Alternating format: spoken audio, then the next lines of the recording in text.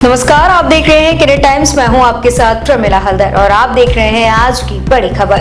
देश दुनिया से जुड़ी हर बड़ी खबर और अहम खबर पर रहेगी हमारी नजर। तो चलिए बिना किसी देरी के शुरुआत करते हैं आज की बड़ी खबरों से। इमरान खान के खिलाफ सुप्रीम कोर्ट पहुंचे शहबाज सरकार को बड़ा झटका। याचिका में तकनीकी खामियां मिलने पर रजिस्ट्री ने वापस लौटाया। अमेरिकी राजदूत सर्जियो गोर दूसरे चरण के दौरे पर ले पहुंचे। लद्दाख प्रशासन के अधिकारियों और राजनीतिक नेताओं से मुलाकात की। वंदे मातरम विवाद पर अमित शाह कांग्रेस पर बड़ा हमला। बोले, कांग्रेस ने गीत के दो टुकड़े कर देश विरोधी फैसला लिया। तुष्टीकरण की राजनीति कर रही कांग्रेस। गाजा के हालात पर भारत की चिंता बढ़ी। वेस्ट बैंक में 200 बेड का सुपर स्पेशलिटी अस्पताल बनाया जाएगा। इजराइल से दोस्ती के बीच फिलिस्तीन को मानवीय मदद जारी। चीन के वाटर बम पर एक्सपर्ट्स ने जताई चिंता। ब्रह्मपुत्र पर बने बांध से अरुणाचल और असम को खतरा। भारत की चुप्पी पर उठे सवाल। आइए शुरू करते हैं आज की बड़ी खबरों से। देश के कई राज्यों में लगातार हो रही बारिश से हालात बिगड़ते जा रहे हैं। दिल्ली एनसीआर में गुरुवार सुबह हुई तेज बारिश के बाद द्वारका, अंडरपास समेत कई इलाकों में पानी भर गया है, जिससे लोगों को परेशानी का सामना करना पड़ रहा है। वहीं उत्तर प्रदेश के प्रयागराज में 4 दिनों से बारिश जारी है। पिछले 3 दिनों से 250 मिलीमीटर बारिश दर्ज की गई है। शहर के कई इलाकों में 5 फीट तक पानी भर गया है, जबकि करीब 2000 छात्रों को हॉस्टल छोड़ना पड़ा। आज भी प्रदेश में 9 जिलों में रेड अलर्ट जारी किया गया है। वाराणसी में गंगा का जलस्तर बढ़ने से 100 से ज्यादा मंदिरों में पानी घुस गया है। उधर मध्य प्रदेश के सतना, डिडौरी और पन्ना में भी बाढ़ जैसे हालात बन गए हैं। आइए रुक करते हैं अगली खबर की ओर। तिहाड़ जेल में उम्र कैद की सजा काट रहे कांग्रेस के पूर्व सांसद सज्जन कुमार का गुरुवार को 80 साल की उम्र में निधन हो गया। सूत्रों के मुताबिक उन्हें मृतक अवस्था में दिल्ली के सफदरजंग अस्पताल ले जाया गया था। सज्जन कुमार 1984 में सिख विरोधी दंगों से जुड़े मामलों में दोषी ठहराए गए थे। दिल्ली कैंट में 5 सिखों की हत्या और गुरुद्वारा जलाने के मामले में दिल्ली हाईकोर्ट ने दिसंबर 2018 में उन्हें उम्र कैद की सजा सुनाई थी। वहीं फरवरी 2025 में सरस्वती विहार में पिता पुत्र की हत्या के मामले में भी उन्हें उम्र कैद की सजा मिली थी। हालांकि 2023 में सुल्तानपुरी में 3 सिखों की हत्या के एक मामले में उन्हें बरी कर दिया गया था। दिल्ली के चाणक्यपुरी में पाकिस्तान हाई कमीशन के बाहर बुधवार देर रात बुलडोजर कार्रवाई की गई।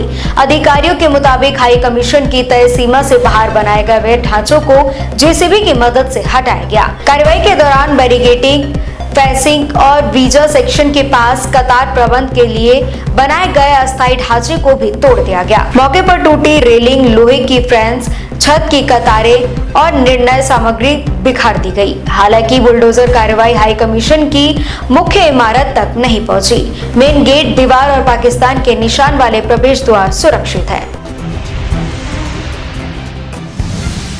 वंदे मातरम को लेकर बीजेपी और कांग्रेस के बीच सियासी घमासान तेज हो गया है। गृह मंत्री अमित शाह ने गुरुवार को कांग्रेस के सिर्फ शुरुआती 2 पैरा गाने के फैसले को लेकर हैरान करने वाला देश विरोधी बताया। अमित शाह ने कहा कि 1937 में कांग्रेस ने वंदे मातरम को 2 हिस्सों में बांटने का फैसला किया था और अब इसी फैसले को दोबारा लागू किया जा रहा है। शाह ने आरोप लगाया कि ये फैसला मुस्लिम तुष्टीकरण और वोट बैंक की राजनीति से जुड़ा हुआ है। उन्होंने कहा कि पीएम मोदी ने कांग्रेस के पुराने फैसले को सुधारने का काम किया है। वहीं कांग्रेस सांसद केसी वेणुगोपाल ने बीजेपी पर पलटवार करते हुए कहा कि वंदे मातरम स्वतंत्रता संग्राम का हिस्सा और कांग्रेस के लिए भावनात्मक मुद्दा है।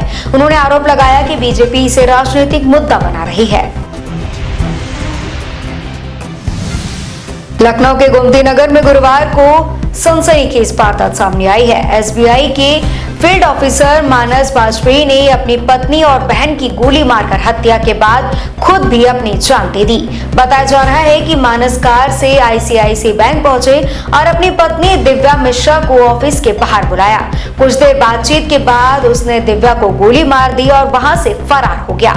इसके बाद वो करीब 2 किलोमीटर दूर अपने घर पहुंचा, जहां उसने अपनी बहन शिवा को गोली मार दी और फिर खुद को भी गोली मार दी।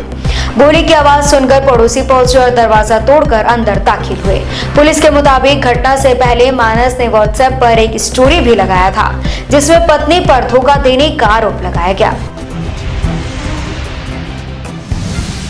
अमेरिकी धार्मिक स्वतंत्रता आयोग ने आरएसएस को लेकर बड़ा बयान दे दिया है। आयोग ने अमेरिकी सरकार से आरएसएस नेताओं को राजकीय सम्मान नहीं देने और उनके साथ उच्च स्तरीय बैठक नहीं करने की मांग की है। USCIRF चेयरमैन आसिफ महमूद ने आरोप लगाया कि आरएसएस से जुड़े संगठनों पर धार्मिक अल्पसंख्यकों के खिलाफ हमलों की आरोप है। उन्होंने प्रधानमंत्री नरेंद्र मोदी के आरएसएस से जुड़े होने का भी जिक्र किया। कमिश्नर जेन मिल्स ने कहा कि अमेरिका को धार्मिक स्वतंत्रता के उल्लंघन के लिए जिम्मेदार आरएसएस सदस्यों पर प्रतिबंध लगाने पर विचार करना चाहिए। USCIRF का ये बयान आरएसएस प्रमुख मोहन भागवत के प्रस्तावित अमेरिकी दौरे से कुछ दिन पहले आया है। भागवत 25 अगस्त से अमेरिका, कनाडा और ब्रिटेन के दौरे पर जाएंगे। 29 अगस्त को वो न्यूयॉर्क में एक कार्यक्रम में शामिल होंगे। अमेरिकी राष्ट्रपति डोनाल्ड ट्रंप ने ईरान के खिलाफ अब तक की सबसे बड़ी आर्थिक कार्रवाई का ऐलान किया है। ट्रंप ने कहा कि ईरान ने समझौते का मौका गंवा दिया है, इसलिए अब उसे आर्थिक तौर पर अलग थलग किया जाएगा।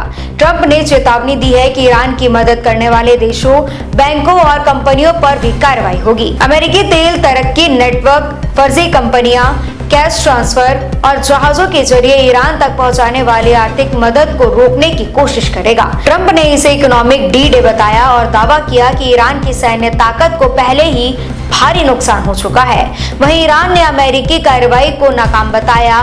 IRGC के अधिकारी मोहम्मद रजा नकदी ने ट्रंप की आलोचना करते हुए कहा कि उन्हें अमेरिकी राष्ट्रपति से ज्यादा किसी टैक्सी ड्राइवर की बात पर भरोसा है।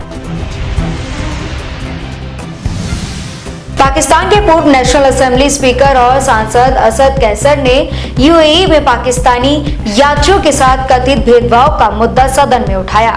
कैसर ने दावा किया कि फ्लाइट कैंसिल होने के बाद होटल में भारतीय और अमेरिकी नागरिकों को कमरे दिए गए, लेकिन पाकिस्तानी यात्रियों को ठहरने की सुविधा नहीं मिली। उन्होंने कहा कि वो खुद इस घटना के दौरान वहां मौजूद थे। असद कैसर ने पाकिस्तान के विदेश मंत्रालय से UAE अधिकारियों के सामने इस मामले को उठाने की मांग की है। उन्होंने कहा कि पाकिस्तान और UAE के बीच अच्छे संबंध है और ऐसे घटनाओं का असर दोनों देशों के रिश्तों पर भी पड़ना चाहिए। कैसर ने UAE को पाकिस्तान का इस्लामिक भाई देश बताते हुए कहा कि UAE के विकास में पाकिस्तानियों का भी योगदान रहा है। हालांकि इस दावे के समर्थन में उन्होंने होटल का नाम, यात्रियों की संख्या या कोई ठोस सबूत पेश नहीं किया है। सोने और चांदी की कीमतों में एक बार फिर तेज उछाल देखने को मिल रहा है। 20 अगस्त को चांदी 9,260 रुपए महंगी होकर 2,38,000 रुपए महंगी हो चुकी है। वहीं 10 ग्राम 24 कैरेट सोना का भाव 3,519 रुपए बढ़कर 1,97,000 रुपए हो गया है। अगस्त के सिर्फ 20 दिन में सोना करीब 15,000 और चांदी करीब 20,000 रुपए महंगी हो चुकी है। एक्सपर्ट्स का अनुमान है कि साल के अंत तक सोना 1,70,000 और चांदी लगभग 3 लाख रुपए प्रति किलो तक पहुंच सकती है। अभिनेता गोविंदा और उनकी पत्नी सुनीता आहूजा के रिश्ते को लेकर चल रही चर्चाओं के बीच नया अपडेट सामने आया है। सुनीता ने बुधवार को मुंबई फैमिली कोर्ट पहुंचकर गोविंदा से तलाक की अपनी याचिका वापस ले ली है। सुनीता अपने बेटे यशवर्धन आहूजा के साथ कोर्ट पहुंची थी। बाहर निकलते समय यशवर्धन ने कैमरों के सामने अपनी मां को बचाया और कहा कि कुछ नहीं हुआ है। वहीं गोविंदा के मैनेजर शशि सिन्हा ने सुनीता के इस कदम पर नाराजगी जताई। उन्होंने कहा कि जब मामला वापस ही लेना था तो कोर्ट जाने की जरूरत ही क्या थी। उनके मुताबिक परिवार के अंदरूनी विवाद घर बैठे बैठे भी सुलझाए जा सकते हैं।